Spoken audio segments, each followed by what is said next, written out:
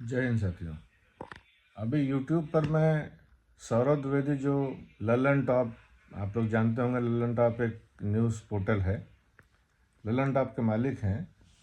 वो सिंगर बादशाह का इंटरव्यू ले रहे थे और बादशाह ने कहा कि मैं महिंद्रा का, आनंद महिंद्रा का बहुत बड़ा फ़ैन हूँ। तो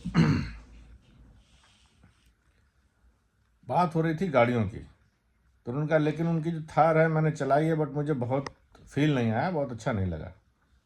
तो पता नहीं सौरभ द्विवेदी को क्या हुआ, वो कहने लगा अरे भाई साहब फिर आपने थार चलाई क्या है?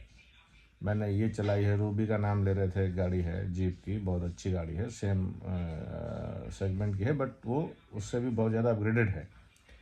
तो उनका कहना था नहीं आपने फिर थार मॉडिफाई नहीं कराई होगी। अरे भैया थार में क्या मॉडिफिकेशन करा देंगे, दरवाज़ा बदल देंगे क्या?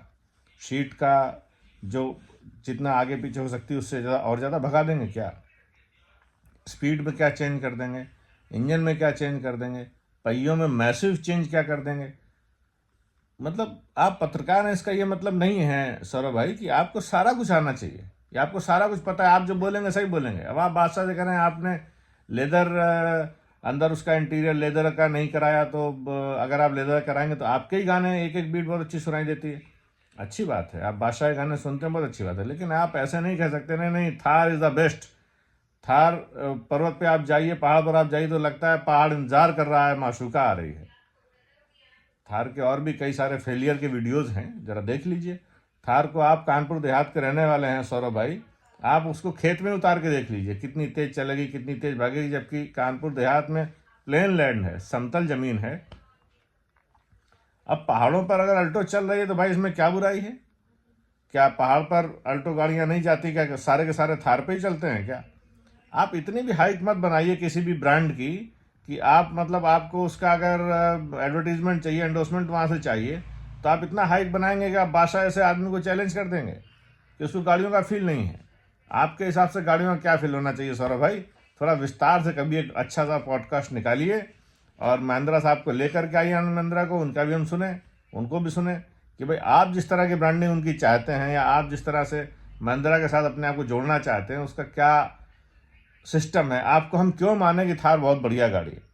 भाई मैं तो कहता हूँ, मेरा अपना पर्सनल है कि जो बैठने का एक ऑरा है, मुझे महिंद्रा की गाड़ियों में कभी नज़र नहीं आया।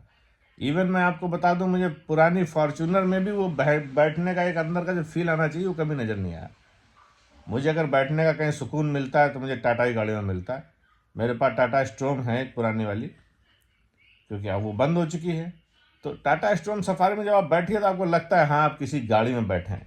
आसपास हैंड रेस्ट और सब मिला करके, आपने हैंड रेस्ट की बात करी ना, उसमें हैंड रेस्ट बहुत प्यारा है। तो बता देता हूँ मैं कि आपको जो हैंड रेस्ट का मज़ा मुझे सफारी में मिला, वो हैंड रेस्ट का मज़ा उस सेगमेंट की किसी गाड़ी में नहीं मिला।